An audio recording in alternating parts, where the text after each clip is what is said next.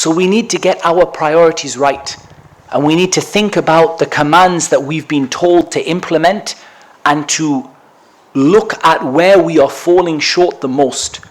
Or also to look at where we can get the most advantage. Which good deeds can we do to get the most return on our investment? The best ROI, the best return on our investment. How can we get the most out of? Because our time is limited. What good deeds can we do to get the most out of it? So we have to learn that in order to stick to Allah's straight path.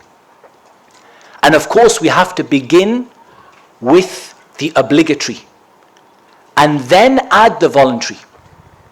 And the problem with some of us is we tend to sometimes add the voluntary and miss the obligatory. I'll give you a classic example. Ramadan comes. Ramadan comes and it's Taraweeh time. So the Taraweeh prayer, which is after Isha in Ramadan, and everyone is standing in prayer and they pray all night until half an hour before Fajr. And then half of the congregation goes to sleep.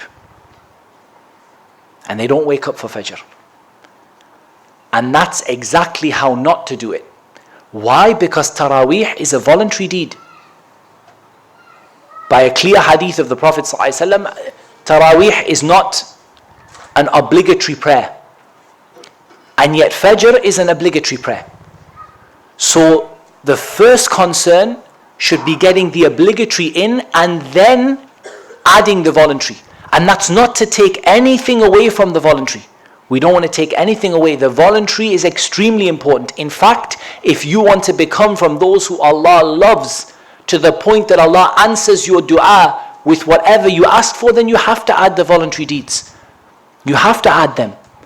However, when do you add them? You add them after you've become firm and established in the obligatory deeds in that particular area.